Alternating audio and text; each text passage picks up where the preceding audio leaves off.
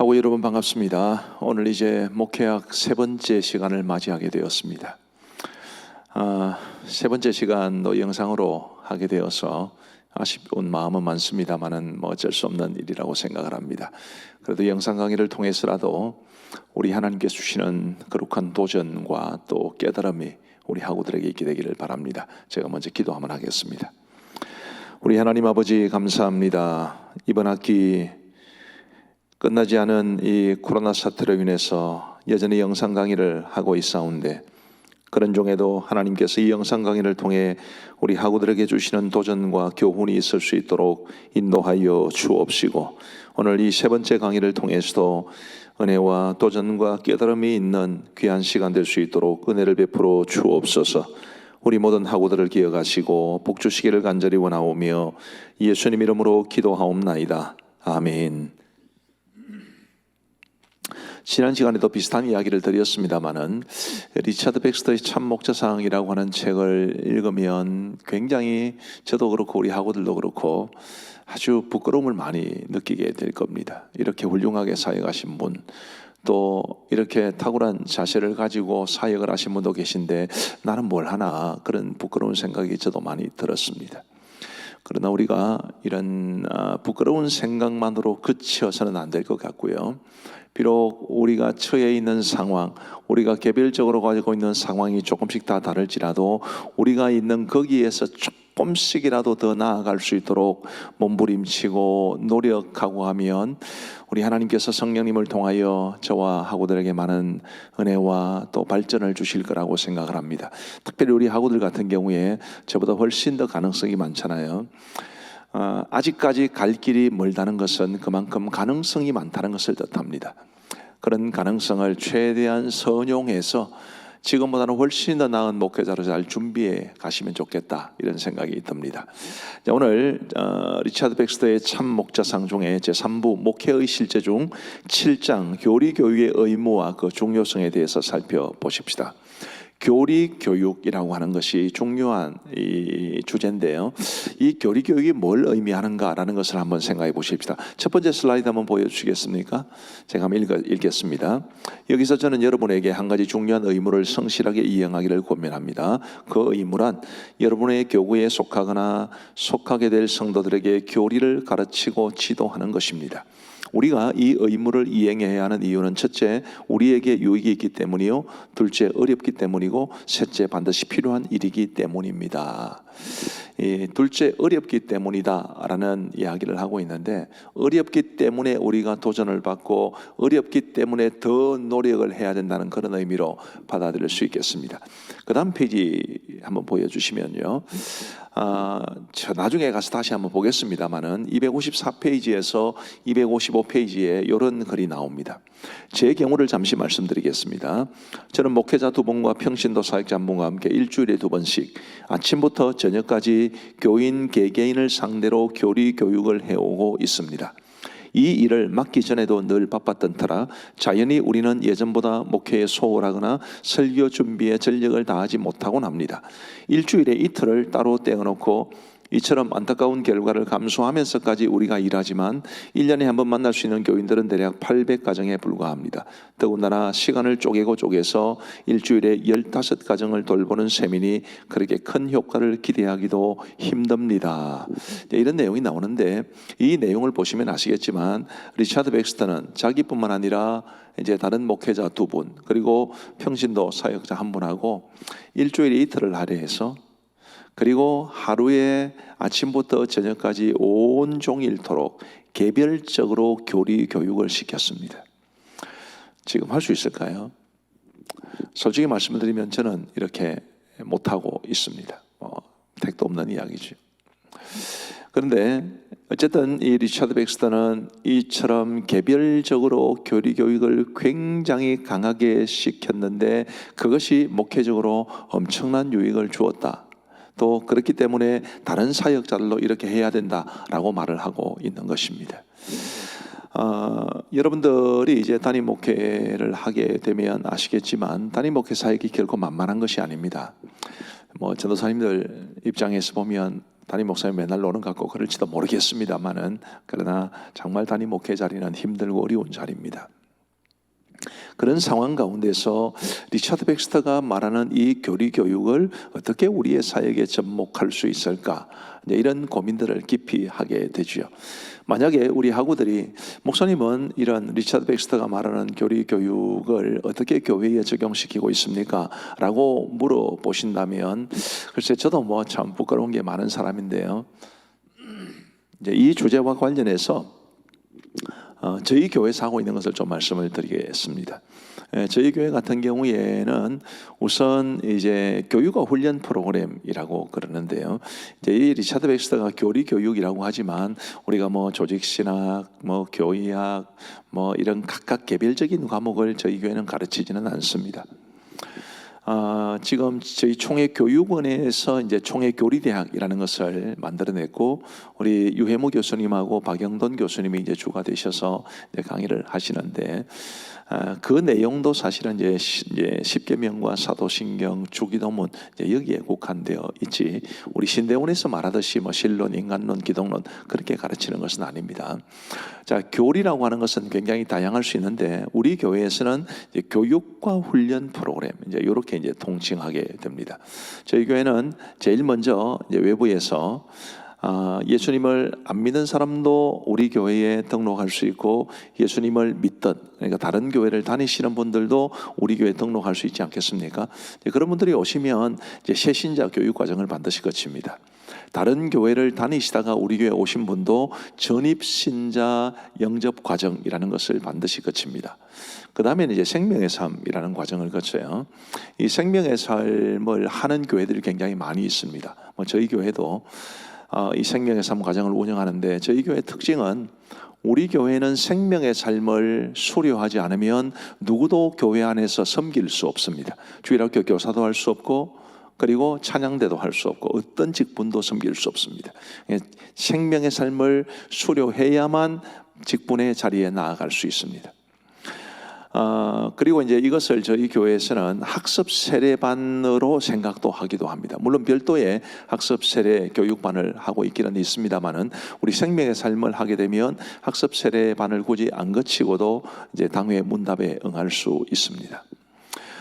생명의 삶을 통해서 저희가 기대하는 것은 기독교의 가장 기본적인 교리들, 죄가 뭐며 하나님이 어떤 분이시며 예수님이 우리를 위해서 어떤 일을 하셨는지, 교회는 뭔지, 성령님은 어떤 분이신지, 성경은 무엇인지, 뭐 교리라고 하기에는 좀 부끄럽습니다만은 어쨌든 가장 기본적인 이 기독교의 기본 가르침에 대해서 성도들에게 말씀을 드립니다. 그리고 생명의 삶을 끝마치면 이제 섬김의 삶으로 나아갈 수 있습니다. 저희 교회는 이제 섬김의 삶 같은 경우에 섬김의 삶을 수료하지 않으면은 서리집사가 될 수 없습니다. 예를 들면 다른 교회에서 서리집사님으로 하시다가 우리 교회에 옮겨오시는 경우가 있지 않겠습니까? 그런 분들이라도 섬김의 삶을 수료하지 않으면 서리집사를 임명하지 않습니다.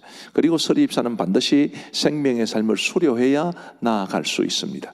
그러니 가끔은 우리 교회 등록하신 분들 중에서 이 교회는 집사 되는 것도 이렇게 힘드노? 뭐 이러면서 불평하고 교회를 떠나시는 분들도 가끔은 있습니다. 그런 손실을 감수하면서도 저희는 이 체제를 유지하고 있습니다. 그만큼 굉장히 중요하다고 판단하기 때문입니다. 이 섬김의 삶에서는 이름 그대로 섬기는 삶이니까 우리가 서리집사 양성 과정으로 생각을 하는데, 집사는 타이틀이 아니라 호칭이 아니라 섬기는 직분이죠. 그래서 우리의 삶을 통해서 어떻게 섬겨야 될지를 충분히 가르칩니다. 그리고 이제 섬김의 삶을 지나면 제자의 삶으로 나아가는데, 그 제자의 삶에서는 우리 이제 국제제자 훈련원이 제기하는 제자 훈련 프로그램을 따르고 있습니다만은, 어쨌든 저희 교회는 제자의 삶을 수료하지 않으면 장로, 장립사, 권사의 피선거권을 주지 않습니다. 그러니까 우리가 공동회의를 하면서 이 중직자를 선택을 할 때 이 제자의 삶을 수료하신 분들만 선택하게 되어 있습니다. 상당히 좀 엄격한 구조죠. 근데 저희가 이런 방식을 통해서 우리 성도들에게 말씀을 드리고자 하는 것은, 어쨌든 목사는 가르쳐야 되고, 그리고 성도들은 훈련받아야 된다는 그런 생각이 있기 때문입니다. 처음에는 생명의 삶, 섬김의 삶, 제자의 삶을 전부 제가 다 가르쳤습니다. 한 주에 한 2시간 정도 되는 그룹을 7개씩 가르치고 그랬었습니다. 제가 처음 담임이 됐을 때는. 근데 이제 지금은 그렇게 못 하고요. 지금은 제가 생명의 삶 하나만 이제 하고 있습니다. 다른 이제 교육 과정은 우리 교회 티칭 패스터를 세워가지고 가르치는 사역을 전담하는 목사님을 세워가지고 그 일들을 감당하고 있는데요. 핵심적으로는 어쨌든 이전 기본 양육 과정이 반드시 있어야 한다는 것이고, 이 리차드 백스터가 말하는 교리 교육을 저희 교회는 그런 방식으로 흉내내는 것 정도로 그렇게 하고 있다, 그렇게 생각하시면 되겠습니다. 근데 이게 이제 가장 기본적인 뿌리고요. 이제 거기에서 조금 더 나아가서 제자의 삶을 소유하신 분들에게는 목자의 삶을 소유하도록 강조를 합니다. 저희 교회는 목장교회라고 해서 소그룹을 굉장히 중시하는 교회인데, 제자의 삶을 소유했다고 해서 끝이 아니라 목자의 삶을 통해서 목자로서 살아가고 목자로서 교회를 섬긴다는 것을 강조를 많이 합니다. 이게 저희 교회의 양육 과정의 기본적인 근간입니다. 그 다음에 이제 뭐 여러 가지 선택 과목들이 있죠. 선택 과정들. 예를 들면 중보기도 훈련도 있고, 뭐 새생명 훈련도 있고, 또 주일학교 교사들을 위한 교사 훈련 프로그램도 있고, 또 가정사역 프로그램도 여럿 있습니다. 뭐 유아 세대를 위한 부모 교육반이라든지, 혹은 부부의 삶, 부모의 삶, 뭐 이런 과정들을 통해서 우리 성도들의 가정이 복음 위에, 성경적 가르침 위에 든든히 세워지기를 바라는 마음을 가지고 있습니다. 이것이 이제 저희 교회에서 가지고 있는 기본적인 시스템이고요. 저는 교리를 가지고 설교를 하지는 않지만, 그러나 저의 모든 설교가 사실은 교리적인 가르침 위에 서 있기를 바라고 있습니다. 예를 들면 저희 교회는 요즘 주로 로마서를 가지고 설교를 하는데, 로마서는 구원론과 기독론, 이것이 얼마나 탄탄하게 자리 잡고 있습니까? 그래서 본문을 성도들에게 먼저 이해를 시킨다면 당연히 그런 교리적인 가르침을 줄 수밖에 없고, 그 교리적인 가르침 위에서 성도들에게 적용할 수 있는 부분을 제시를 합니다. 그러니까 성경의 가르침이 있고, 그 성경의 가르침에서 교리가 나오고 교리에서 적용이 나가도록, 저는 이런 제 나름의 설교의 원리를 본문이 말하게 하라, 뭐 이렇게 말하고 싶은데, 그래서 본문에서 교리를 찾고 교리에서 적용점을 찾도록 하는 방법을 쓰고 있습니다. 제가 아는 어떤 목사님은 이제 담임이 되셔가지고 성도들에게 나는 앞으로 5년 동안 웨스트민스터 신앙고백서만 강의할 겁니다, 뭐 그렇게 하셨다고 그러던데, 글쎄요, 성도들의 반응은 좀 시원찮았던 것 같습니다. 뭐 그렇게 해도 뭐 그 목사님께서 가지고 계신 목회 철학이니까 거기에 대해서 뭐 이런저런 이야기를 할 수는 없지만, 교리라는 것을 너무 전면적으로 내세우는 그런 방법도 있겠지만, 뭐 저처럼 교리는 항상 바닥에 깔고, 그리고 그 위에서 성도들에게 적용점을 제시하는 그런 설교도 필요하리라고 생각합니다. 어쨌든 교리 교육은, 교리를 성도들에게 가르친다는 것은 굉장히 중요하다. 그러나 리차드 백스터가 말하는 이 교리 교육, 이런 수준으로서는 저도 못하고 있다, 그렇게 말씀을 드릴 수 있고요. 이제 좀 더 구체적으로 한번 살펴보시면서 이 교리 교육을 통해서 리차드 백스터가 말하는 것들을 아마 우리가 진지하게 생각하면 도전은 굉장히 많이 될 줄로 압니다. 먼저 리차드 백스터의 글을 보시면 사역에서는 혜택이라는 게 있습니다. 교리 교육을 하게 되면 사역에서는 혜택이 많은데, 그런 관점에서 한번 생각해 보자, 이렇게 이야기하는 것이죠. 첫 번째는 죄인을 회심시키는 가장 효과적인 방법이다라고 말을 합니다. 제가 한번 읽어드리겠습니다. 교리 교육에는 회심을 극대화할 수 있는 요소들이 총망라되어 있기 때문입니다. 회심이 일어나려면 다음 두 가지가 있어야 합니다. 첫째, 신앙의 기본 원칙들을 알아야 합니다. 둘째, 진리의 영향을 받아 의지가 변화되어야만 합니다. 우리가 행하려는 교리 교육은 이 두 가지 면에서 탁월한 효과를 가져다 줍니다. 확실히 그렇겠죠? 확실히 목사님이 혹은 사역자가 혹은 평신도 사역자라도 어떤 사람과 아침부터 저녁까지 함께 이 성경 말씀을 통해서 교리적인 가르침을 줄 수 있다면 얼마나 좋겠습니까? 근데 아까 말씀드린 것처럼 뭐 저도 못하는 입장에서 이렇게 하라, 그렇게 말하기가 좀 어려운데, 이 리차드 백스터가 말한 것은 굉장히 의미가 있습니다. 회심이 목표라는 거지. 그러니까 리차드 백스터의 교리 교육의 대상자는 불신자도 포함하는, 물론 그냥 교회 밖에 있는 불신자가 아니라 교회 안으로 들어오거나 혹은 구도자, 요즘 그런 말 많이 쓰죠. 관심이 있어서 어쨌든 교회 문을 기웃거릴 수 있는 그런 사람을 앉혀놓고 교리 교육을 시키는 것을 말하는데, 회심이 중요합니다. 여러분, 오늘날 한국 교회에 수많은 성도들이 있습니다만은 회심하지 못한 사람들도 많이 있지 않겠습니까? 교회를 다닌다고 다 구원을 받는 게 아니죠. 예수님을 믿어야 구원을 받는데, 이 예수님을 믿는 회심의 경험을 하지 못한 분들도 아마 많이 있을 거라고 생각을 합니다. 제가 굉장히 충격적인 이야기를 한번 들었는데, 제가 아는 선배 목사님이 미국에서 목회를 하셨어요. 근데 교회가 굉장히 좀 작은 교회였습니다. 어느 날 다른 교회를 다니시는 한국 사람 장로님 한 분이 목사님을 만나자 해서 만났는데, 그분이 그런 제안을 하더랍니다. 자기가 이 교회로 오고 싶은데 자기가 데리고 올 수 있는 친인척들, 가족들, 또 회사를 운영하시는 분인데 직원들 이렇게 오면 한 7, 8명 데리고 올 수 있다, 이런 이야기를 하면서 대신 조건이 있다고 그래요. 무슨 조건입니까? 물었더니 이분이 하시는 말씀이, 목사님, 저는 장로긴 해도 저 예수 안 믿습니다. 내가 미국에서 살다 보니 교민 사회 속에서 살아갈 수밖에 없고, 교민 속에서 살아가려니 교회를 다니는 게 좋겠다 싶은 생각이 들었고, 교회를 다니다 보니 장로라는 타이틀을 가지고 있는 게 좋겠다 싶어서 어찌어쩌다 보니 그냥 장로가 됐습니다마는 저는 예수 안 믿습니다. 그러니 제가 11조도 할 수 있고 예배도 빠지지 않고 참여할 수 있는데 나보고 예수 믿는 사람은 이렇게 살아야지, 그런 식으로 말씀하지 마십시오. 이게 조건이었어요. 저는 그 선배 목사님으로부터 직접 이야기를 들었는데 정말 충격적이었습니다. 그러면서 또 한편으로는 우리 한국 교회에 장로라도 권사라도 혹은 심지어 목사라도 예수님을 안 믿는 사람들도 얼마든지 있을 수 있겠다, 이런 생각을 하게 됩니다. 그러므로 우리의 설교나 가르침에서 회심이라고 하는 것은 굉장히 중요한 목표가 늘 되어야 합니다. 여러분들이 정주채 목사님이라는 분을 알고 계신지 모르겠는데, 제가 향상교회에서 정주채 목사님이 목회를 하실 때 협동 목사로 사역을 했습니다. 그 정주채 목사님이 어느 날 한번 그런 이야기를 하시더라고요. 기도하면서 설교를 준비하는데 어느 날 그런 생각이 들더랍니다. 우리 성도들 중에도 교회는 다니지만 예수 안 믿는 사람들 있지 않겠나. 그리고 교회는 항상 새 가족이 있어야 되는데 우리 예배를 드리는 성도들 가운데 전혀 예수님을 안 믿는 사람이 꼭 있지 않겠나, 그런 생각이 들어서 목사님이 한 달에 한 번은 구원의 복음을 선포하고 회심의 기회를 줘야 되겠다, 그런 생각을 가지셨다라는 이야기를 한번 하신 적이 있습니다. 굉장히 좋은 제안이라고 생각을 합니다. 저희 교회 같은 경우에 저도 예수님을 믿을 것을 강조하고 있고요.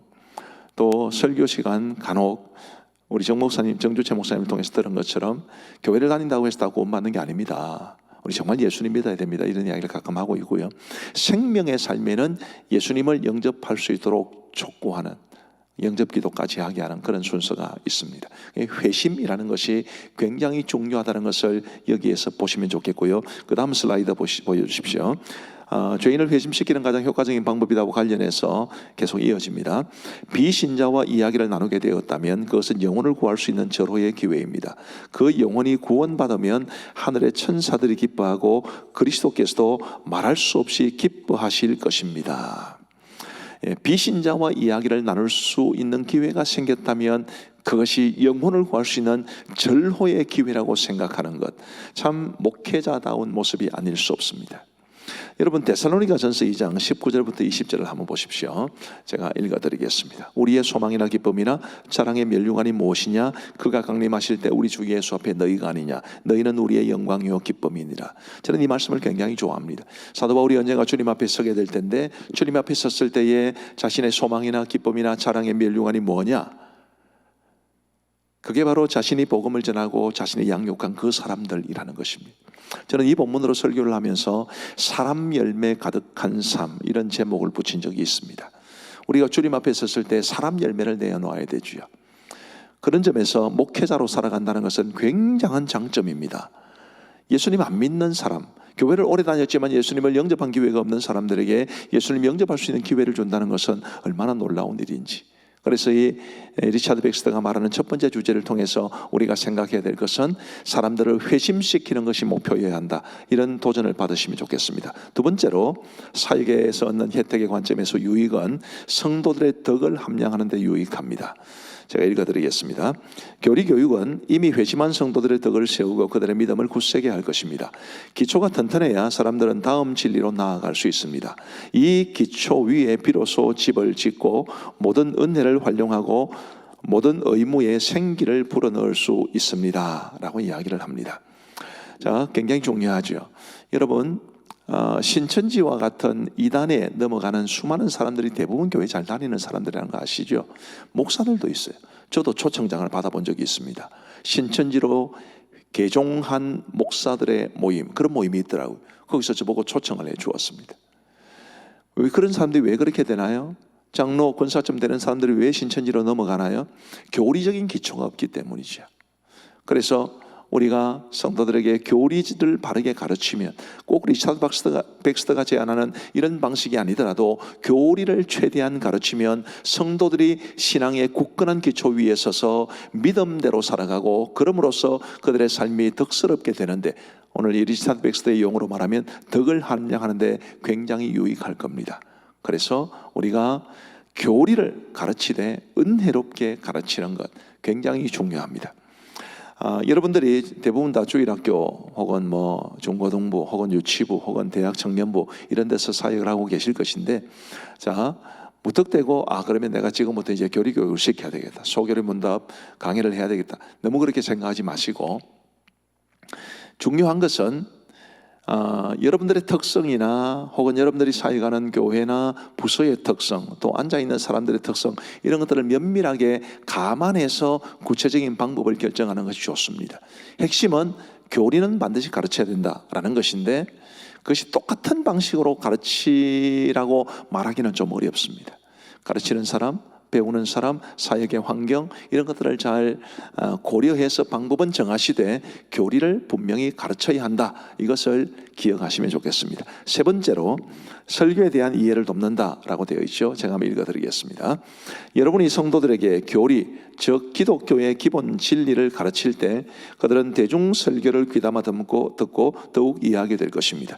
교리 교육은 성도들이 올바른 관점을 가지고 설교자가 강조하는 바를 정확히 파악할 수 있게 돕습니다. 제가 어떤 목사님한테 들은 이야기인데요. 저기 이제 수도권에서 목회를 하셨어요. 부교육자로 목회를 하셨습니다. 근데 이제 이분이 저한테 굉장히 재미있는 이야기를 해주셨어요. KBS 아나운서가 세가적으로 등록을 하셨다고 그럽니다. 근데 뭐 담임 목사님이 설교를 하셨는지 부목사님이 설교를 하시는지 잘 모르겠는데, 이제 우리가 구속이라는 이야기를 많이 하지 않습니까? 그리스도께서 우리를 구속하셨다. 근데 우리 경상도 사람들은 좀 액센트가 세기 때문에 구속하셨다 이렇게 되잖아요. 그리스도께서 우리를 구속하셨다.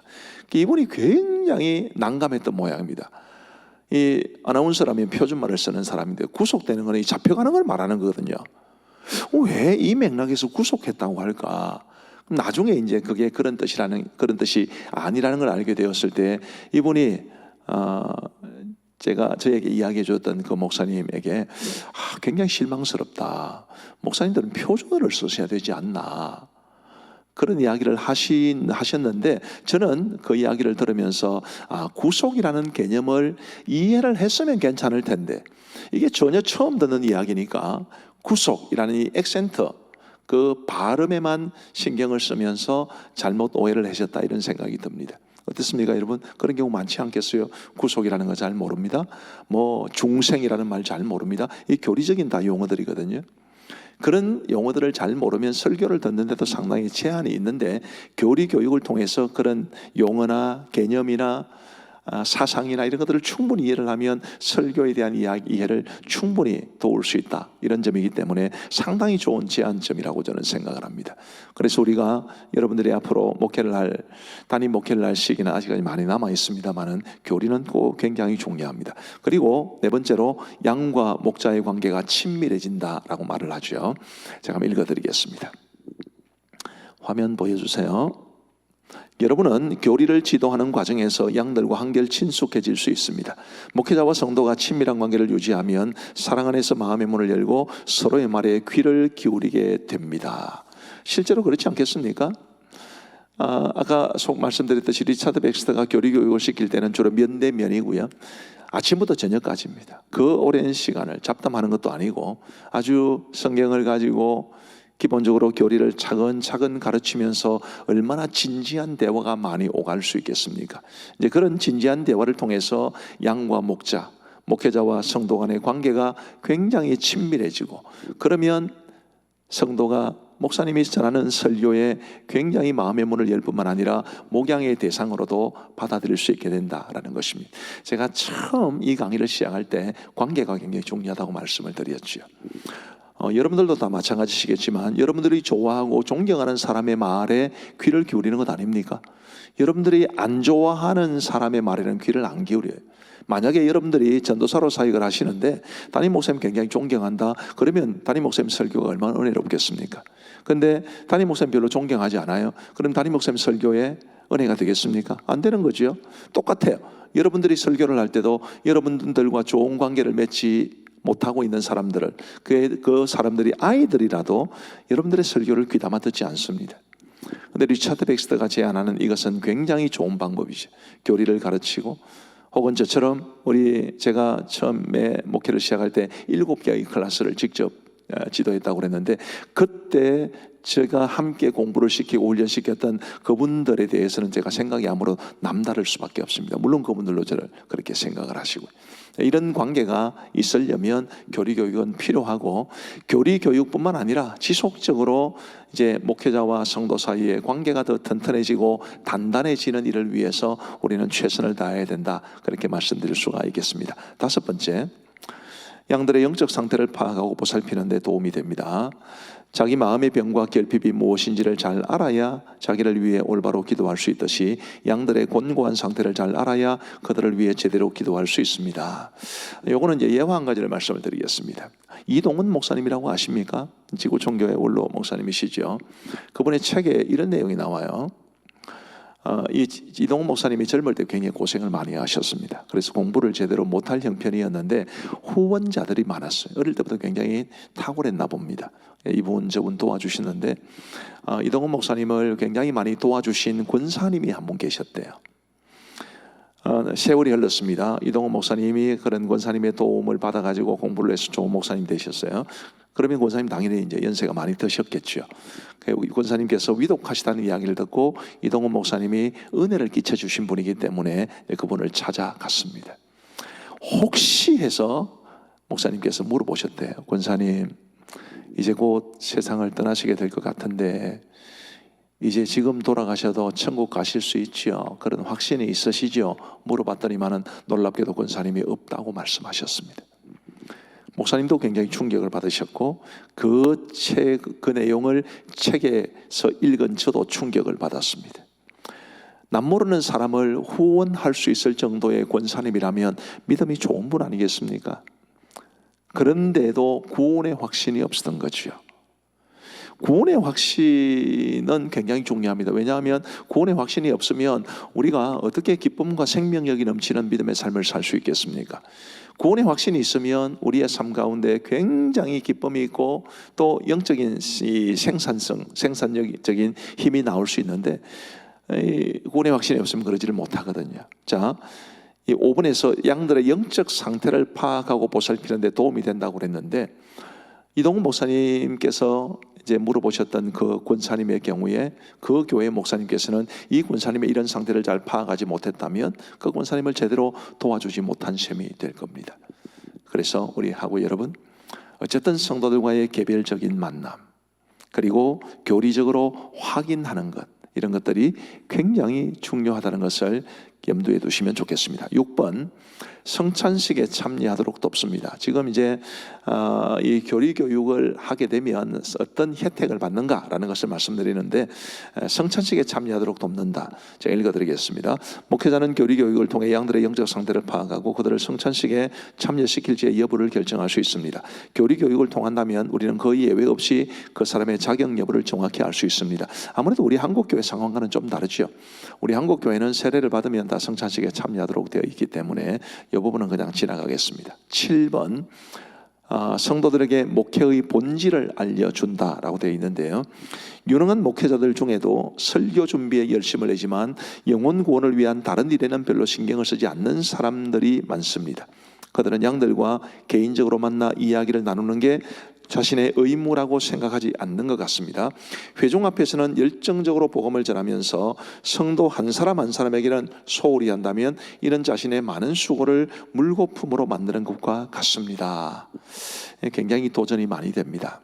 사실 우리 성도들에게 있어서, 목회자들에게 있어서 설교를 한다는 것은 그냥 일반적인 용어로 굉장히 그럴듯 보이잖아요. 굉장히 그럴듯해 보입니다. 그런데 성도들하고 개별적으로 만나서 훈련을 시키거나 교제를 하거나 하는 것은 설교와는 다릅니다. 설교는 그냥 이 강대상에서 선포하시면 되지요. 그런데 교리교육을 위해서 1대1로 만나거나 학원, 다른 목적을 위해서 개별적으로 만날 때는 참 성도들과 대화를 어떻게 나누는지도 어렵고 그분들과 어떻게 관계를 맺어가야 할지도 쉽지가 않습니다. 그런데 이게 반드시 필요한 거죠. 저희 교회는 규모가 좀 큰 교회입니다만은 그래서인지 우리 성도들이 목사를 굉장히 자기와 먼 사람으로 이렇게 이제 생각을 해요. 제가 우리 성도들에게 가까이 다가가는 목사가 되고 싶었습니다. 고민을 하다가 이제 올해는 뭘 하느냐 하면 우리 교회는 교적부가 있고요. 그 교적부에 이제 우리 성도들의 그 개인 정보 같은 게 다 들어 있는데 절대 오픈시키면 안 됩니다만은 제가 이제 거기에 우리 교적부에 이제 오늘 날짜를 넣으면 오늘 날짜에 생일에 해당하는 사람들의 이름이 쭉 뜹니다. 제가 우리 성도들에게 이제 생일 축하를 보내요. 오늘은 못했는데 어제 7명 했고요. 그저께는 15명 했습니다. 보통 적을 때는 한 4, 5명, 많을 때는 뭐 20명 가까이 됩니다. 그분들에게 카톡으로 생일 축하를 보냅니다. 복붙하는 것은 아니고요. 이제 메시지를 보낼 때는 항상 집안 식구 이름들을 다 기록하고 안부를 묻고 그렇게 합니다. 쉬운 일은 아니죠. 이것도 시간 꽤 걸립니다. 근데 그렇게 함으로써 성도들이 이제 저한테 제 축하 메시지를 받으면 당연히 톡이 오지 않겠어요? 감사의 톡이. 근데 그런 감사의 톡을 보내면서 그분들이 하시는 말씀 중에 이 주제와 관계된 것이 있습니다. 많은 분들이 그렇게 말합니다. 목사님, 우리 가음정교회는 너무 커서 목사님 저 모를 줄 알았어요. 근데 생일 축하 톡을 보내시네요. 목사님이 정말 너무 가깝게 느껴져서 너무 감사합니다. 이런 내용을 많이 알려줍니다. 저는 그래도 이런 방식이 면대면보다는 더 효과가 덜하다고 생각을 합니다만은 그래도 제가 할 수 있는 지금 수준에서는 최선을 다하고 있는데 어쨌든 목회자와 성도가 설교만으로 만나는 것은 아니다. 특별히 훈련이라든지 이런 시간들을 통해서 만나면 더 좋다 이렇게 생각을 말씀을 드릴 수 있겠습니다. 지금 이제 코로나 사태로 저희 교회가 훈련 프로그램이 지금 거의 없고요. 하는 것들도 지금 생명의 삶 하고 있고 유아세를 위한 부모 교육반 이런 거 하고 있는데 이게 다 지금 저희 교회 영상으로 합니다. 제가 한 주간에 이렇게 영상 강의를 찍는 것만 4개예요. 자, 근데 제가 이제 이런 코로나 사태가 아니라면 직접 인도하는 훈련 프로그램이 몇 개가 있습니다. 하나는 유아 세례를 위한 부모 교육반. 이것은 저희 교회 이제 유아 세례를 원래 대부분의 교회가 1년에 2번 주지 않습니까? 부활절과 추수감사절. 근데 저희 교회가 좀 아이들이 태어나고 그 아이들에게 유아 세례를 주고 하는 게 얼마나 특별한 일인데 좀 특별하게 해주고 싶었어요. 그래서 이제 물론 이렇게 1년에 2차례 하는 이런 이제 유아세례 기회도 있습니다만은 유아세례를 위한 부모 교육반이라는 것을 수료를 하면 이제 아이를 출산하고 처음 교회에 온 그때 그 아이만을 위해서 유아세례식을 베풉니다. 제가 굉장히 좋아하는 프로그램이죠. 이게 이제 7주 과정인데 사실은 이게 젊은 신혼부부 교육반이라고 생각을 하시면 됩니다. 제가 그 신혼부부반을 직접 인도를 합니다. 1년에 2번 해요. 상반기, 하반기. 근데 이번 학기에는 이제 7가정 들어와 있는데 그 신혼부부, 젊은 부부들하고 저하고 7주 동안 만나서 교제하고 굉장히 좋습니다. 또 부부의 삶, 부모의 삶 이런 가정훈련도 제가 직접 시키고 있는데요. 핵심은 뭐냐 하면 성도들이 목회자와 가깝게 있는 시간 그리고 특별히 가르침을 주고받는 이것은 굉장히 중요하고 그 속에서 성도들의 마음의 문이 많이 열린다 이것을 생각하시면 좋겠습니다. 설교만 한다면 굉장히 좀 아쉽게 되는 그러나 이런 가르침을 통해서 성도들과 개별적인 접촉을 갖는 것은 굉장히 중요합니다. 추후에 혹시 저희 교회에 이런 교육훈련 프로그램에 대해서 관심이 있는 분들이 이제 문의를 하시면 제가 답변해 드릴 용의가 있습니다. 혹시 뭐 교재도 나눠드릴 수 있을 것 같은데 원하시는 분들은 카톡으로 요청을 하시면 제가 개별적으로 보내드리겠습니다. 아니면은 뭐 원하는 사람들이 많으면 뭐 과대표를 통해서도 전달해 드릴 수 있겠습니다. 자, 그다음 8번. 목회자에 대한 의무를 깨닫게 한다 이렇게 돼 있죠. 안타깝게도 성도들은 목회자가 학교 선생처럼 각 사람을 가르치고 돌보는 사람임을 잘 모릅니다. 자신들이 학생처럼 목회자에게 교육과 보살핌을 받아야 한다는 것도 모릅니다. 또 목회자가 의사처럼 각 성도들의 영혼을 개별적으로 진단하고 치유해 줘야 한다는 사실도 모릅니다. 목회자는 만군의 여호와의 사자로서 그의 입술은 지식을 지켜야겠고 사람들은 그의 입에서 율법을 구하게 되어야 한다는 사실도 모릅니다. 자, 그 다음 슬라이드 한번 보십시다. 그들은 도대체 목회자가 무슨 권세로 설교하고 기도하고 성례를 베푸는지 의아해합니다. 얼마나 어리석은 일입니까? 마치 자기 집에 불을 끌어온 소방관에게 당신은 무슨 권세로 이 일을 합니까? 라고 투덜대거나 가난한 자가 자기를 도우러 온 사람에게 당신은 무슨 권세로 내게 이 돈을 건네는 것입니까? 하고 묻는 것과 같습니다. 길에서 넘어지거나 물에 빠진 사람이 자기를 도와주려고 손을 내미는 사람에게 당신이 무슨 권세로 이러는 거요? 하고 묻는 것과 같습니다. 어쩌다가 우리 양들이 이렇게까지 자기 의무에 대해 무지하게 되었습니까? 관습 때문입니까? 형제들이요, 목회자들이요, 분명히 말하건대 우리의 잘못이 큽니다.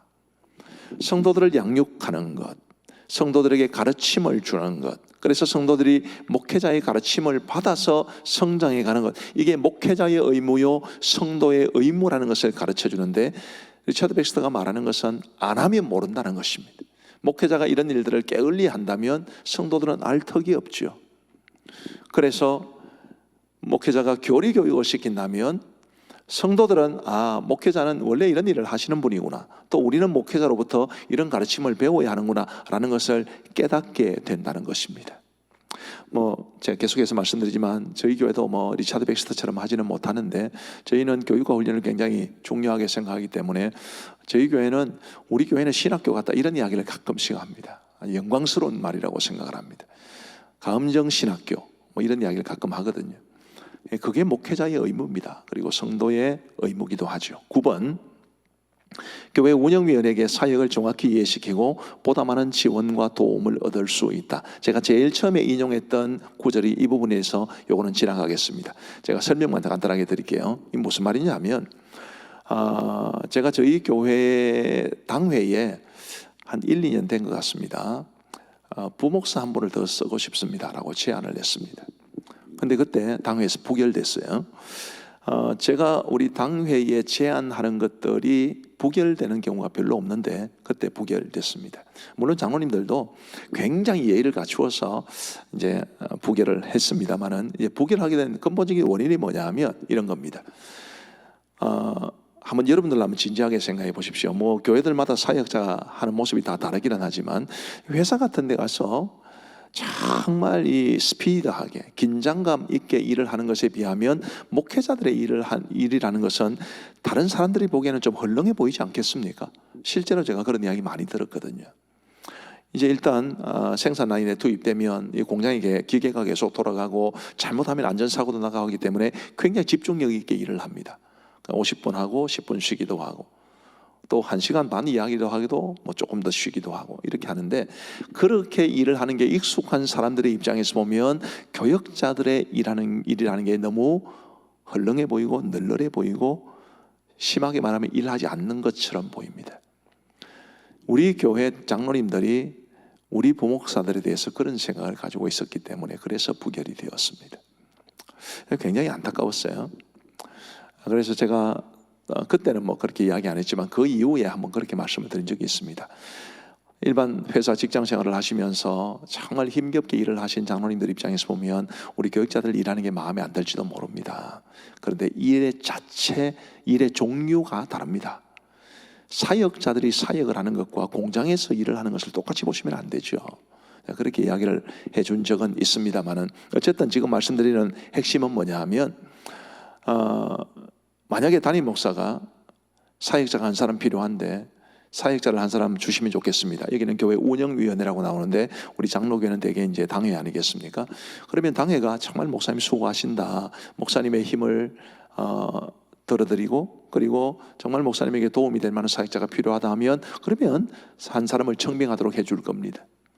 그러나 만약 그렇지 않다면, 우리 목사님 맨날 놀고 뭐 그러면서 부목사 한 사람 더 쓸라 하노? 그러면 허락 안 해주겠죠. 리차드 백스터가 말하는 것이 그것입니다.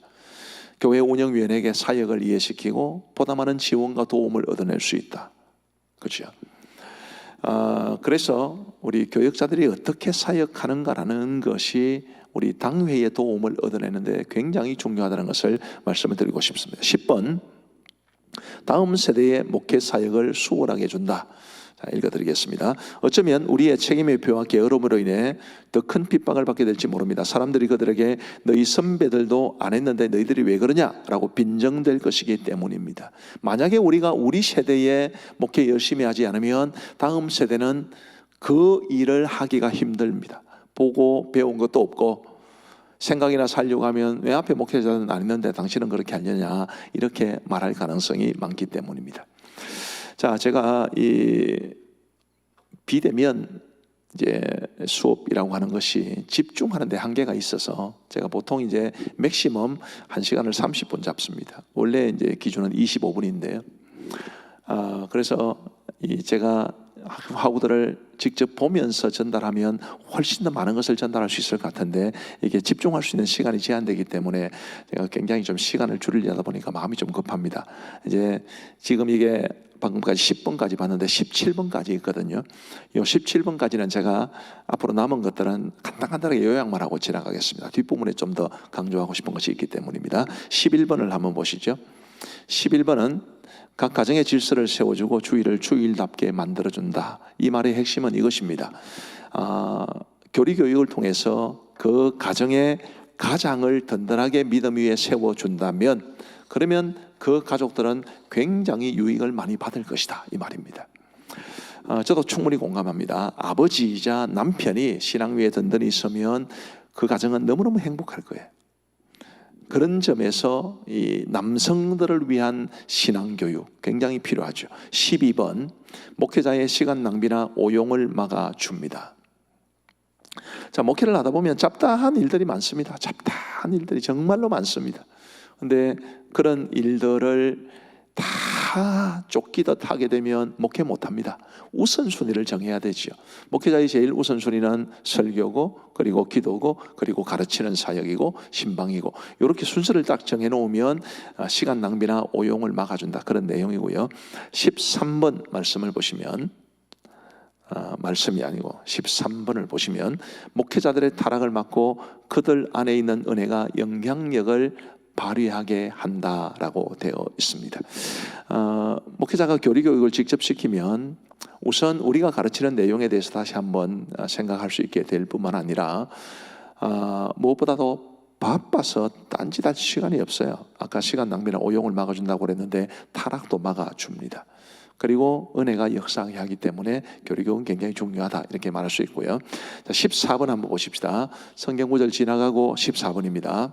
네, 다음, 목회자와 양들 간의 소모적인 논쟁을 막아준다. 이거 역시 마찬가지입니다. 목회자와 성도들 간에 얼마나 논쟁을 하려면 할 것들이 많고 무슨 회의를 해도 할 것들이 많겠어요. 그러나 핵심에 집중하면 이런 소모적인 논쟁을 막아줍니다. 하나님의 말씀을 바르게 가르치고 성도들을 신앙 안에 견고히 세우고, 이런 본질에 충실한 것이 이 소모적인 갈등이나 논쟁을 막아줍니다. 15번, 앞서 언급한 혜택들을 보다 확산시킨다. 이 교리교육을 하게 되면 많은 성도들이 큰 유익을 더 많이 누리게 될 것이다라는 이야기고요. 16번, 교리교육은 담당 교구를 넘어서 나라 전역으로 확산되어야 한다라고 이야기를 합니다. 17번, 교리교육은 왜 지연되고 있을까라는 것에 대한 이야기인데 여러 가지 이유가 있다는 것을 말해줍니다. 이 정도로 하고요. 그 다음에 사역에서 겪는 어려움의 관점에서라는 것을 생각해 보십시다. 지금까지 17개나 되는 것을 이야기했는데 이것은 사역의 혜택, 교리 교육을 시키면 어떤 혜택을 얻을 수 있는가라는 관점에서 말을 한 것이고, 이제 사역에서 겪는 어려움의 관점을 한번 생각해 보십시다. 과연 어떤 어려움들 때문에 교리 교육을 시키기 어렵냐라는 것인데요. 첫 번째는 게으름입니다. 참 부끄러운 이야기죠. 게으름.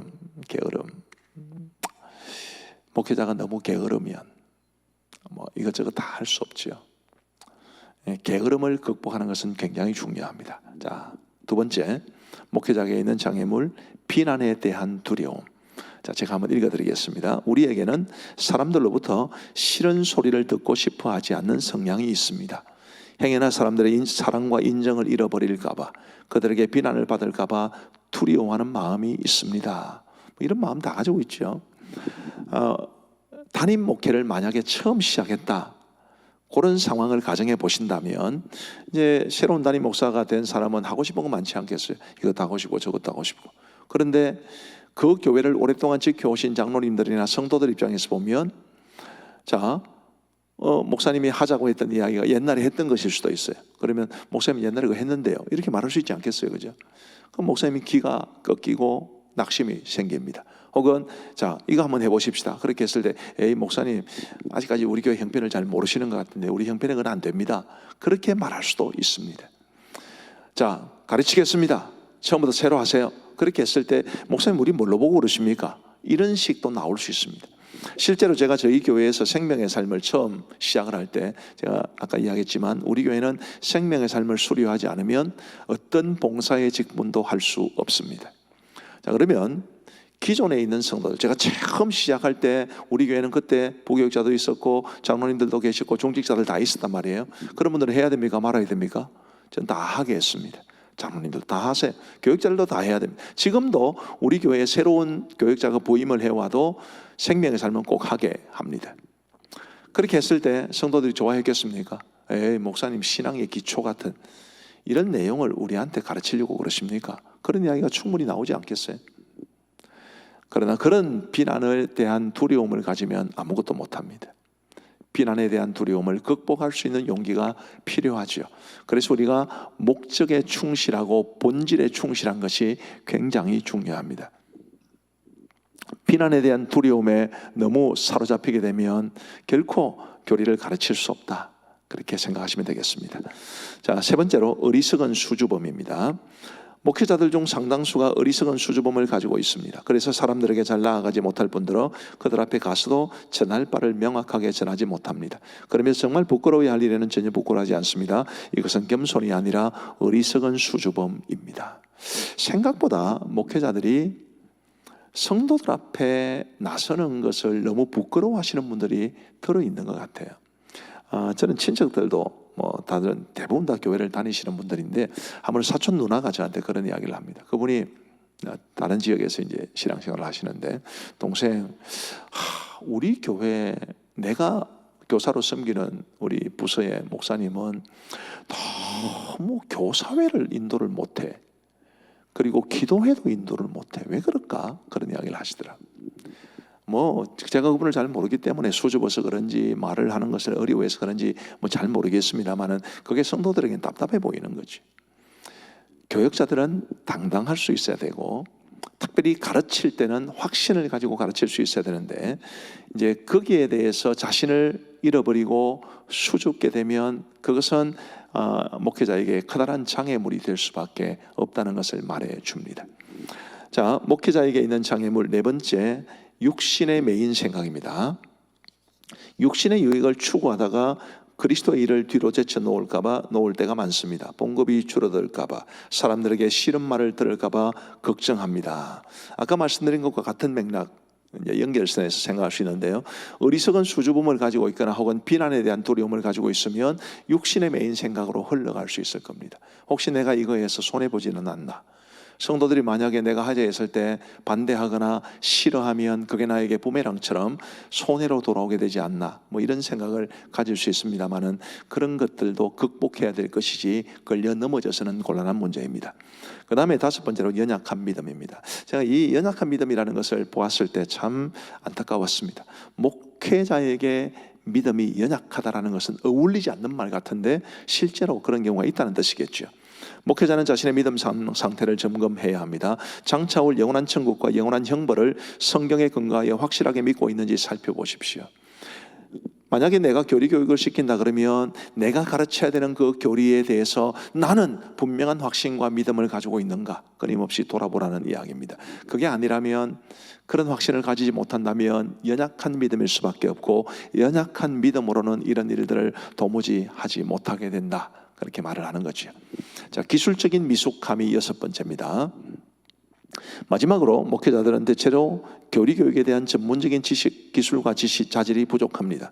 진리를 모르고 세속적인 가치관에만 오랫동안 젖어 있었던 사람들을 어떻게 회심시킬 수 있을지 제대로 하는 목회자가 몇이나 될까요? 기술적인 미숙함에는 지식도 포함된다는 뜻이다. 하는 방식, 또 내가 가르치려고 하는 것을 굉장히 효과적으로 또 은혜롭게 가르친다는 것은 절대로 쉬운 일이 아닙니다. 제가 아는 어떤 목사님 계세요. 이분은 평생 소원이 창세기부터 요한계시록까지 모든 성경을 다 성도들에게 설교를 한다, 그런 소망을 가지고 있습니다. 그런데 아쉽게도 그분이 목회하시는 교회에 제가 아는 성도님이 계시는데 목사님의 설교를 좋아하지 않습니다. 은혜스럽지가 않대요. 성도들은 은혜를 받지 못하는데 자기 자신은 창세기부터 요한계시록까지 설교를 하고 그를 다 하면 굉장히 뿌듯하다, 이렇게 생각한다면 비극적인 것 아니겠습니까? 여러분, 관계라고 하는 것은요, 반드시 상대방 중심이어야 합니다. 설교도 마찬가지고 가르치는 것도 마찬가지예요. 내가 아무리 잘 가르쳐본들 뭐합니까? 배우는 사람이 은혜를 받지 못하고 배우는 사람이 유익을 얻지 못하면 내가 아무리 잘 가르쳐본들 무슨 소용이 있겠습니까? 저는 총회 교육원 사역을 오래 했는데 그러면서 주일학교 교사들 훈련을 많이 시켰습니다. 주일학교 교사들을 훈련시킬 때 제가 자주 물었던 질문 하나를 여러분들에게 던져보겠습니다. A, B 두 교사가 있습니다. A 교사는 학생들에게 가르칠 때 5만큼 준비해서 가르쳤는데 학생들이 3만큼 받아들였습니다. B라는 교사는 10만큼 준비해서 가르쳤는데 아이들이 2만큼 받아들였어요. 어느 교사가 좋은 교사입니까? 저는 A 교사가 더 좋은 교사라고 생각을 해요. 5만큼 준비한 것과 10만큼 준비한 것을 보면 절반밖에 준비를 안 한 거지만 3만큼 받아들인 것은 2만큼 받아들인 것의 1.5배입니다. 그러면 A라는 교사가 더 잘 가르친 거죠. 이게 교육이나 설교에서 굉장히 중요합니다. 내가 어떻게 가르쳤느냐, 내가 어떻게 설교했느냐가 중요한 것이 아닙니다. 회중이 혹은 성도들이 혹은 내가 가르치는 학생들이 얼마나 유익을 얻고 얼마나 좋은 깨우침을 받고 얼마나 은혜를 받았는가, 여기에 핵심이 있는 거지요. 리차드 백스터가 기술적인 미숙함이라고 말하는 것을 우리는 주목할 필요가 있습니다. 잘 가르쳐야 되는데 회중들이 받아들이기에 좋은, 잘 가르쳐야 되는데 내 앞에 앉아있는 나의 가르침을 받는 사람이 더 많은 유익을 얻을 수 있는 그런 부분들이 절대적으로 필요하고요. 특별히 이제 어려운 상황들, 성도들이 어려운 질문을 할 수 있습니다. 그런 질문에 답변할 수 있는 지식 혹은 기술, 여기 회심에 대한 이야기를 했는데 어떤 예수님 전혀 모르는 사람이 또 이상한 질문을 할 수도 있어요. 그럴 때 그런 이제 대화에 대해서, 그런 질문에 대해서 답변도 잘할 뿐만 아니라 그 답변을 근거로 해서 내가 원하는 대화로 이어갈 수 있는, 이끌어갈 수 있는 그런 기술적인 성숙함은 굉장히 중요합니다. 우리 전도사님들이 신학 수업을 받으시는 것도 그런 준비를 위해서죠. 난데없는 질문, 당황스러운 질문, 그런데 그 사람에게는 너무 진지한 질문, 그런 질문을 받았을 때 잘 모르겠는데요, 혹은 당황해하거나 그럴 수 없습니다. 물론 저라고 해서 다 좋은 답변을 해줄 수 있는 건 아니죠. 예를 들면 저희가 생명의 삶 같은 걸 할 때, 혹은 뭐 다른 과정도 있었습니다만은 이제 꼭 이렇게 말을 합니다. 궁금한 게 있으면 언제든지 질문하세요. 그런데 저라고 해서 다 답변을 드릴 수 있는 것은 아닙니다. 제가 혹시 잘 모를 수 있는 질문에 대해서는 제가 연구를 하고 공부를 해와서라도 다음에라도 답변해 드릴 테니까 언제든지 여쭤보세요. 그렇게 하고 저도 시작을 했습니다. 그러나 성도들이 어떤 궁금한 걸 질문했을 때 바로 답변해 주면 목회자의 권위가 살아나는 거죠. 저분은 믿을 만하다. 그런 것이 중요한데 이런 기술적인 완숙함을 가질 수 있으면 좋겠다 싶어요. 자, 그 다음에 지금까지 이제 목회자에게 있는 장애물을 가르친 말씀을 드렸는데 성도들로 인한 어려움도 사실은 있습니다. 이 교리 교육이 잘 안 되는 이유, 첫 번째는 완고함. 아주 뭐 고집이 세서 나는 뭐 들을 필요도 없다, 그렇게 생각하는 사람들이 있죠. 두 번째는 지적인 한계. 만약에 아주 학력이 낮거나 지적 수준이 낮은 분들은 여기에 대해서 잘 받아들이지 못할 수도 있습니다. 리차드 백스터의 시대는 지금과는 비교할 수 없이 교육적인 수준이 낮은 때였으니까 더더욱 그렇겠죠. 세 번째로는 완악한 마음, 말씀을 들어도 깨우치는 것도 없고 또 어떻게 해야 될지를 말씀을 통해 알면서도 변화되지 않는 그런 완악한 마음, 또 다시 돌아가려는 마음, 과거로, 이런 것들이 성도들에 대한 어려움입니다. 이거 말고라도 많이 있을 거예요. 자, 지금까지 이제 교리 교육을 시키는 것을 어렵게 만드는 몇 가지를 살펴보았습니다. 이제 사역의 필요성 관점에서 이 사역이 왜 필요하냐, 정말 필요한데 왜 필요하냐라는 관점에서 살펴보겠습니다. 첫 번째로는 하나님의 영광을 위해서입니다. 우리 제가 인용문을 한번 읽어드리겠습니다. 교리 교육은 1차적으로 하나님의 영광을 위한 것입니다. 성도들 안에서 빛나는 영광은 곧 그리스도의 영광입니다. 그러므로 성도들을 부흥시키고 그들의 교리적 이해를 탁월한 수준으로 끌어올림으로써 그들을 영광스럽게 하는 것은 곧 주님을 영화롭게 하는 일입니다. 저는 이 말이 참 좋습니다. 한번 생각해 보십시오. 우리 하나님께서 영광을 받으실 때 무엇으로 가장 큰 영광을 받으시겠습니까? 우리 많은 사람들이 굉장히 거창한 일을 하거나 이런 것들을 통해서 하나님 앞에 영광이 될 거라고 생각을 하는데, 리차드 백스터는, 또 저도 그렇게 생각합니다만, 하나님의 백성들이 하나님의 백성답게 성숙되어 가는 것을 보고 가장 기뻐하실 겁니다. 그게 하나님의 영광이라고 저는 믿습니다. 하나님의 백성들이 예수님을 닮아서 그 삶 속에 하나님의 영광을 드러낼 수 있을 만큼의 성숙한 신앙과 인격으로 살아가는 것, 바로 그 목적을 위해서 우리는 교리 교육을 시켜야 된다. 그래서 필요하다. 지금 이렇게 말하고 있는 거죠. 그 다음 화면 보시면요, 같은 하나님의 영광을 위해서라는 항목에 나오는 것인데, 대중설교의 한계를 한 번이라도 느껴본 목회자라면 제 말을 생각해 보십시오. 성도들은 오랫동안 설교를 들어왔음에도 복음을 한 번도 들어보지 못한 양 여전히 무지하고 부주의하지 않습니까? 그러나 경험한 바에 따르면 오랫동안 설교를 듣고도 무지했던 사람들은 목회자와의 친밀한 면담을 통해 큰 유익을 얻을 수 있습니다. 여러분들 입장에 생각해 보셔도 됩니다. 예를 들면 여러분들이 수업을 듣는다 할 때, 대면해서 수업을 듣는다 할 때, 교수님이 또 이제 내용을 설명을 하시겠죠. 근데 모든 사람들이 다 똑같이 받아들이는 건 아니에요. 만약에 여러분들이 내용을 듣다가 질문이 하나 생겼습니다. 수업을 마치고 교수님에게 찾아가서 질문했는데 교수님이 굉장히 친절하게 답변을 해주셨어요. 그러면 그 수업 내용뿐만 아니라 질문한 내용에 대한 답변까지 그게 자기 것이 될 수 있습니다. 근데 그렇지 못하고 그냥 두리뭉실하게 들었던 것으로 끝이 난다면 별로 유익을 얻지 못할 겁니다. 수업 듣는 학생의 입장에서도 그렇고 설교를 듣는 성도들의 입장에서도 그렇습니다. 그래서 우리가 정말 성도들이 하나님의 영광이 될 만큼 아름다운 영적 성장의 모습을 기대하시려면 교리 교육은 필요하다라고 말을 하는 것이고요. 두 번째로 양들의 안녕을 위해서. 목회자 여러분, 가련한 양들이 여러분에게 도와달라고 손짓하는 모습을 믿음의 눈으로 보지 못합니까? 그들이 어떤 상황에 놓여 있는지 안다면 그들과 한가로이 산책을 하거나 한담을 나누며 시간을 보낼 수 없습니다. 그들이 앞으로 당할 영원한 고통을 생각한다면 여러분의 눈에는 눈물이 그렁그렁 맺힐 것이며 진지하게 경고 메시지를 들려주지 않고는 견딜 수 없을 겁니다. 가련한 양들이, 우리 성도들이 도와달라고 손짓하는 모습을 믿음의 눈으로 보지 못합니까? 제가 예전에 총회교육원에서 주관하는 한 세미나에 우리 교회 성인교육 프로그램을 강의해달라고 해서 한번 간 적이 있습니다. 소그룹으로 모였고요. 그때 한 6명, 7명 모인 것 같아요. 근데 그 중에 이제 한 분이 강의를 다 듣고 질문하는 시간이 있었는데 그분이 이야기했습니다. 그분은 신학을 좀 늦게 하신 분이셨어요. 그리고 경남의 어느 한 시골 교회에서 목회를 했습니다. 시골은 시골인데 그래도 젊은 사람이 좀 있는 시골이었습니다. 읍에서 조금 가까운. 그분이 그렇게 말씀하세요. 제가 우리 교회 가정사역에 대한 이야기도 드렸는데, 목사님 가정사역에 대한 이야기를 들어보니까 우리 교회를 찾아오는 젊은 성도들이 나한테 요구하는 게 이런 것이었는데 싶은 그런 아쉬운 생각이 듭니다. 근데 제가 지금까지 영양이 부족해서 그들에게 채워주지를 못해서 너무 미안한 마음이 많습니다. 이러면서 막 우시는 거예요, 목사님. 아마 저하고 나이는 비슷한 것 같은 거고, 신대호는 많이 후배였던 것 같습니다. 신학을 늦게 하신 분이셨으니까요.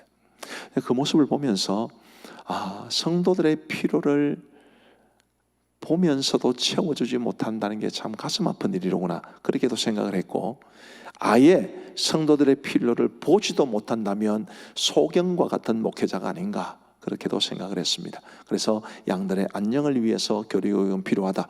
세 번째, 목회자 자신의 안녕을 위해서도 필요하다라고 말을 합니다. 자, 교리교육은 양들뿐 아니라 여러분 자신을 위해서도 필요한 일입니다. 여러분에게 위임된 일일 뿐더러 그 성과에 따라 여러분에게 심판이 임할 것이기 때문입니다. 심판이라는 말은 참 무서운 말이죠. 교리교육의 의무를 소홀하게 했다가는 여러분이 얼마나 혹독하게 책임 추궁을 당하게 될지 생각해 보십시오. 주님이 만약에 내가 너에게 맡긴 영혼을 너는 어떻게 양육했느냐라고 물으신다면 어떻게 답변할 거냐? 지금 여러분들에게 주어진 영혼들이 있을 겁니다. 유치부 학생들이든지 주일 학생들이든지 청소년들이든지 그 영혼들을 1년이면 1년, 몇 달이면 몇 달, 2년이면 2년 맡겨놨는데 그 영혼들에 대해서 너는 어떻게 책임질 수 있겠냐? 라고 물어보면, 주님이 물어보신다면 여러분 무슨 말을 할 수 있겠습니까? 우리 스스로를 위해서라도 교리교육을 꼭 시켜야 된다라고 말씀하고 있는 것입니다. 그 다음 슬라이드 한번 보시면요, 역시 같은 맥락인데, 대충 목회를 할 바에는 차라리 평신도 목자나 광부, 청소부, 대장장이가 되는 편이 나았을 겁니다. 목회자는 자기 죗값은 물론이요 자신에게 맡겨진 수많은 영혼의 핏값까지 짊어져야 하기 때문입니다. 굉장히 두려운 말씀이죠. 정말로 두려운 말씀입니다. 나의 죗값은 물론이요 나에게 맡겨진 수많은 영혼의 죗값까지, 핏값까지 책임져야 한다. 정말 무거운 말입니다만은 그러나 사실입니다. 그래서 우리가 목회자, 우리 자신의 안녕을 위해서라도 최선을 다할 수밖에 없는, 내가 너를 믿고 맡긴 그 영혼 너 어떻게 했어? 라고 주님이 물어보실 때 정말 부끄러움 없이 주님 앞에 나의 사역의 열매를 내어놓을 수 있는 그런 사역자들이 되시면 감사하겠습니다. 교리교육의 실제에 대한 이야기가 있습니다만은 이것은 지나가도록 하겠습니다. 8장이 이제 반론과 대답인데요. 우리 방송 도우시는 집사님 몇 개 좀 쭉 지나가서 사도행전 20장 나오는 부분 한번 보여주시길 바랍니다. 이 반론과 대답이라고 하는 부분은 내 책을 한번 읽어보시면 되겠고요. 제가 오늘 이 강의의 마지막으로 이 부분을 좀 강조를 해드리고 싶습니다. 사도행전 20장 17절부터 35절을 통한 목회자의 의무를 리차드 백스터는 이런 말로 시작을 합니다. 이제 사도행전 20장 17절부터 35절을 통해 우리의 의무를 다시 확인해 봅시다. 우리 앞에 놓인 이 말씀은 얼마나 귀중한 교훈입니까? 이 말씀을 제대로 공부하지 않아서 아직도 개별적인 가르침이 목회자의 의무인지를 의심하는 사람들이 많습니다. 고백하건대 저는 바울의 말씀들을 통해서 제 의무를 재차 확인하고 게으른 양심을 일깨우곤 했습니다. 제 생각에 젊은 신학도들이 다른 데 신경 쓰기보다 이 말씀 하나만 1년 12달 공부해도 좋을 것 같습니다. 형제들이요, 이 말씀을 크게 써놓고 공부방 눈에 잘 띄는 곳에 붙여 놓으십시오. 이 말씀을 두세 군데만 잘 배워도 훌륭한 설교자가 될 것입니다. 사도행전 20장 17절부터 35절 말씀은 사도 바울이 이제 밀레도에서 에베소 교회 장로들을 청하여 그들에게 준 말씀입니다. 사도 바울은 이것이 마지막 만남이 될 거라고 생각을 했습니다. 그래서 마치 유언처럼 들려주는 말입니다. 저는 이 말씀을 굉장히 저도 좋아합니다. 저도 제가 이제 강암정교회에서 담임 목회 사역을 한 지는 10년 반, 우리가 처음 왔을 때로 치면 17년의 세월이 지났는데 언젠가는 저도 이곳에서 사역을 마무리해야 되겠죠. 근데 사역을 마무리할 때 어떤 인사말을 해야 할까라는 걸 지금부터 생각하고 있고 초안을 지금 잡아 놓았습니다. 예를 들면 이것이 왜 중요하냐면, 자, 제가 제 사역을 마무리하면서 저는 정말로 내가 할 수 있는 최선을 다했습니다. 내가 처음부터 다시 돌아가서 다시 시작을 하려 해도 이만큼 더 열심히 할 자신은 없습니다. 저는 그렇게 말하고 싶어요, 마지막 인사할 때. 근데 여러분, 그렇게 말을 하려면 지금 잘해야 되는 것 아닙니까? 마지막을 생각하고 저는 사역을 준비하고 있습니다. 여러분들도 그랬으면 좋겠어요. 전도서 사역 일망정, 여러분들이 언젠가는 그곳에서 사역을 마무리해야 되는데, 감사의 표현 많이 드려야 되겠죠. 담임 목사에 대한 감사, 또 주일학교 부서를 맡았다면 함께 섬겨주었던 교사들에 대한 감사, 그런 감사를 하는 동시에 여러분 스스로의 사역에 대해서 평가를 해야 되지 않겠습니까? 스스로 말이죠. 그런데 그렇게 평가를 할 때 대충 했습니다, 그렇게 말하시겠습니까? 정말 내가 할 수 있는 최선을 다했습니다, 그렇게 말씀하셔야 되지 않겠어요? 저는 그런 마음으로 목회를 하고 있습니다. 언제 한번 저희 교회 권사님 한 분이 저한테 그렇게 물으셨어요. 목사님은 취미 생활도 없으세요? 다른 교회 목사님들은 골프도 많이 치시고 낚시도 많이 가시고 하시던데요. 그래서 제가 웃으면서 물었습니다. 그래, 권사님, 제가 골프 치고 낚시 다니고 그랬으면 좋겠습니까? 아니, 그게 아니고요, 좋아서 그래요. 도대체 그 목사님들은 목회를 하는데 왜 그렇게 여유가 많은지 모르겠어요. 그런 이야기를 해요. 그분의 아들도 목사님입니다. 제가 그 권사님하고 이야기를 쭉 주고받으면서 다시 한번 제가 이 교회에서 사역을 내려놓을 때 성도들에게 들려주기로 준비하고 있는 그 인사말을 다시 한번 생각했습니다. 그래, 나는 정말 최선을 다했다. 정말 좌우로 돌아보지 않고 최선을 다했고, 시간을 거꾸로 올라가서 처음부터 다시 시작하라 해도 나는 지금보다 더 열심히 할 자신은 없다. 그만큼 나는 최선을 다했다. 그렇게 말하고 싶은 마음입니다. 한번 그런 관점에서 사도 바울이 이제 마지막으로 남기는, 에베소 교회 장로들에게 마지막으로 남기는 그 말이 무엇이었을지를 한번 생각해 보면서 여러분들에게 좀 좋은 도전이 되면 좋겠다 싶습니다. 먼저 성경을 한번 읽어야 되겠죠. 제가 한번 읽어드리겠습니다. 사도행전 20장 17절부터 35절까지의 말씀입니다. 바울이 밀레도에서 사람을 에베소로 보내어 교회 장로들을 청하니 오매 그들에게 말하되, 아시아에 들어온 첫날부터 지금까지 내가 항상 여러분 가운데서 어떻게 행하였는지를 여러분도 아는 바니, 곧 모든 겸손과 눈물이며 유대인의 관계로 말미암아 마땅한 시험을 참고 주를 섬긴 것과 유익한 것은 무엇이든지 공중 앞에서나 각 집에서나 거리낌 없이 여러분에게 전하여 가르치고, 유대인과 헬라인들에게 하나님께 대한 회개와 우리 주 예수 그리스도께 대한 믿음을 증언한 것이라. 보라, 이제 나는 성령에 매여 예루살렘으로 가는데 거기서 무슨 일을 당할는지 알지 못하노라. 오직 성령이 각성에서 내게 증언하여 결박과 환난이 나를 기다린다 하시나, 내가 달려갈 길과 주 예수께 받은 사명 곧 하나님의 은혜의 복음을 증언하는 일을 마치려 하면은 나의 생명조차 조금도 귀한 것으로 여기지 아니하노라. 보라, 내가 여러분 중에 왕래하며 하나님의 나라를 전파하였으나 이제는 여러분이 다 내 얼굴을 다시 보지 못할 줄 아노라. 그러므로 오늘 여러분에게 증언하거니와 모든 사람의 피에 대하여 내가 깨끗하니 이는 내가 꺼리지 않고 하나님의 뜻을 다 여러분에게 전하였습니다. 여러분은 자기를 위하여 또는 온 양떼를 위하여 삼가라. 성령이 그들 가운데 여러분을 감독자로 삼고 하나님이 자기 피로 사신 교회를 보살피게 하셨느니라. 내가 떠난 후에 사나운 이리가 여러분에게 들어와서 그 양떼를 아끼지 아니하며, 또한 여러분 중에서도 제자들을 끌어 자기를 따르게 하려고 어그러진 말을 하는 사람들이 일어날 줄을 내가 아노라. 그러므로 여러분이 일깨어 내가 3년이나 밤낮 쉬지 않고 눈물로 각 사람을 훈계하던 것을 기억하라. 지금 내가 여러분을 주와 및 그 은혜의 말씀에 부탁하노니 그 말씀이 여러분을 능히 든든히 세우사 거룩하게 하심을 입은 모든 자 가운데 기업이 있게 하시리라. 내가 아무의 은이나 금이나 의복을 탐하지 아니하였고, 여러분이 아는 바와 같이 이 손으로 나와 내 동행들이 쓰는 것을 충당하여 범사에 여러분에게 모본을 보여준 바와 같이 수고하여 약한 사람들을 돕고, 또 주 예수께서 친히 말씀하신 바 주는 것이 받는 것보다 복이 있다 하심을 기억하여야 할지니라. 아멘. 자, 이 말씀을 이제 리차드 백스터가 어떻게 이 사역에 적용을 하고 있는지 한번 보십시다. 처음에 목회자의 의무에 대해서 이야기를 해줍니다. 자, 먼저 그는 우리의 모든 목회자들의 일반적인 의무에 대해서 말해주고, 그 다음에 사도 바울의 독특함을 말해줍니다. 먼저 우리의 일반적인 의무가 뭡니까? 목회자로 부름을 받은 사람이라면 일반적인 업무는 모든 겸손과 눈물로 주를 섬기는 것입니다. 이 표현이 가만히 생각해보면 아주 의미가 있어요. 교회를 섬기는 것이라고 말하지 않았습니다. 성도를 섬기는 것이라고도 말하지 않았습니다. 주를 섬긴 것이라고 말을 했습니다. 무엇으로요? 모든 겸손과 눈물로. 우리 전도사님들은 모든 겸손과 눈물로 사역을 감당하시나요? 주님을 섬기고 계십니까? 이게 목회자의 일반적인 의무입니다. 모두가 그렇게 해야 되지. 모든 겸손으로 또 눈물로 주를 섬기듯 성도들을 섬기고 교회를 섬겨야 합니다.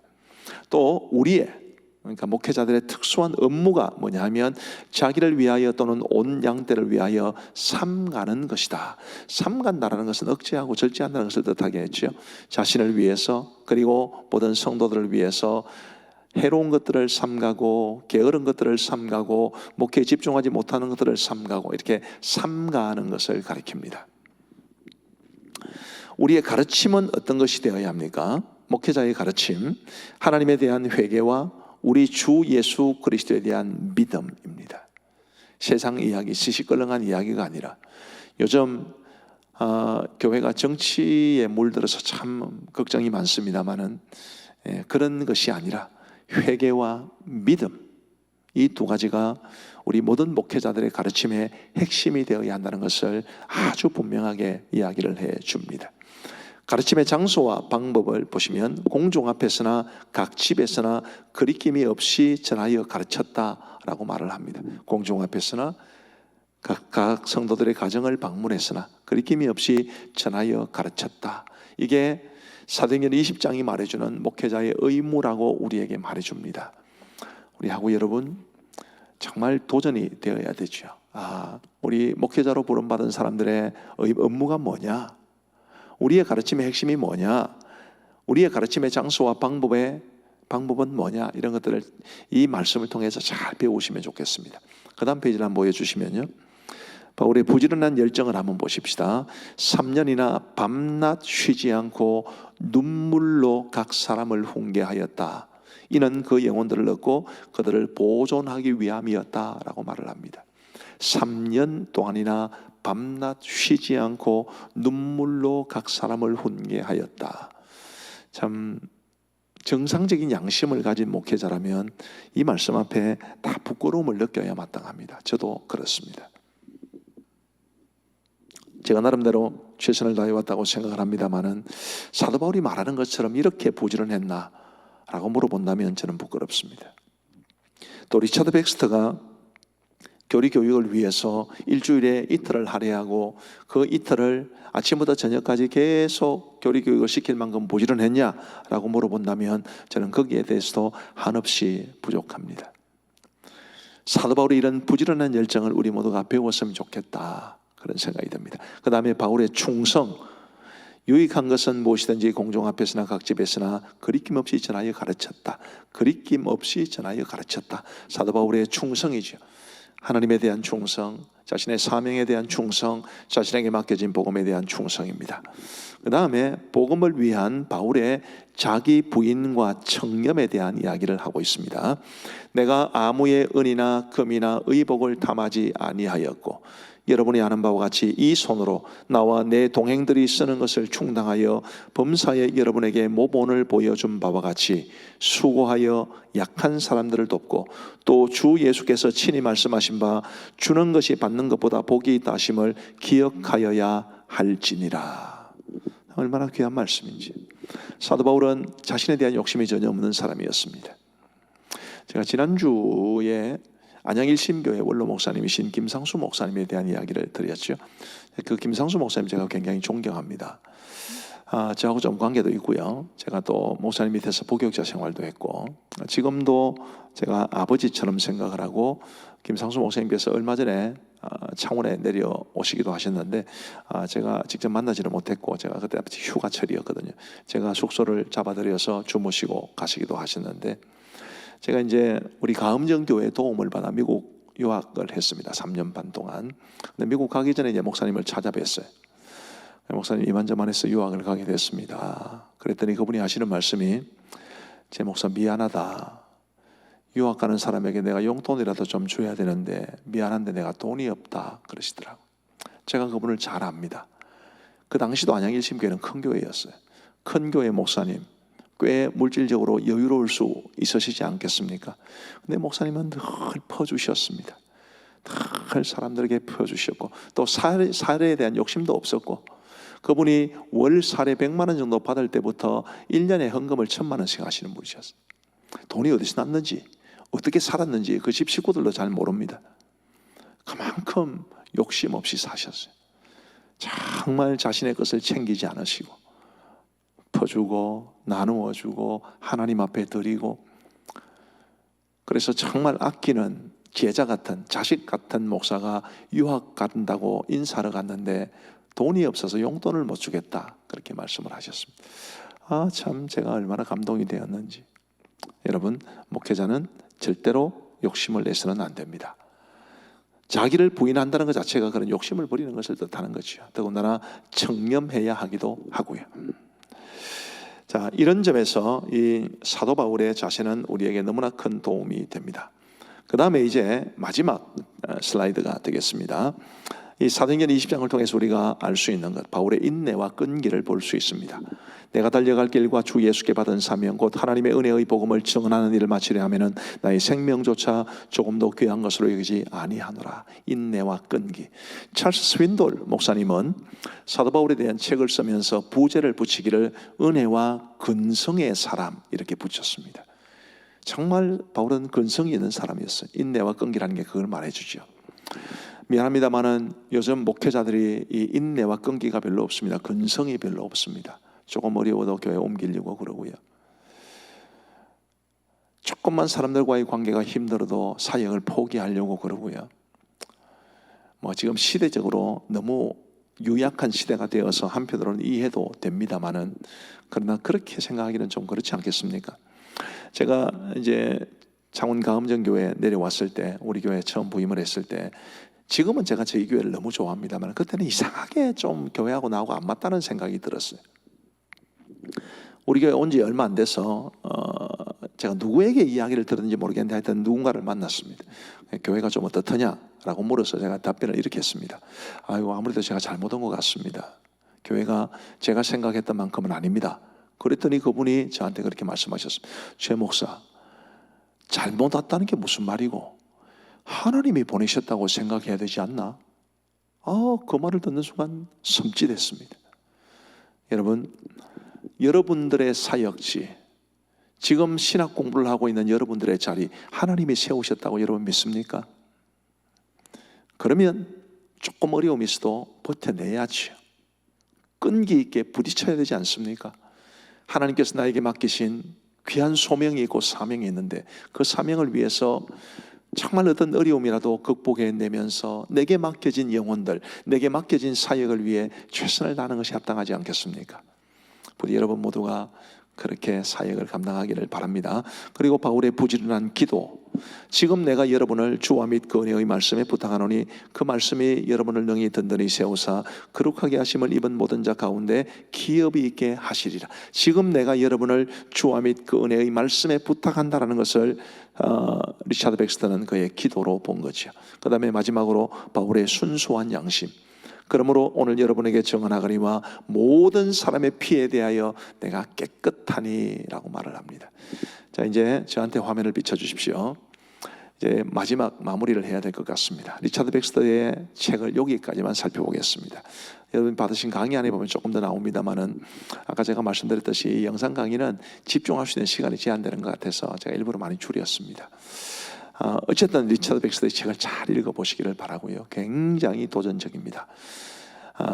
지금 수업을 어떻게 하고 장차 시험을 어떻게 하고 이런 차원을 넘어서 우리가 좋은 사역자가 되는 것이 정말로 필요한데, 이 리차드 백스터의 책은 그런 점에서 굉장히 도전이 될 만한 책입니다. 부디 잘 읽어보시고 많은 유익을 얻으셔서 하나님이 기뻐하시는 멋진 사역자로 세워져 가게 되기를 간절히 바랍니다. 기도하겠습니다. 자비하신 아버지 하나님 감사합니다. 오늘 목회학 세 번째 시간을 이로써 마칩니다.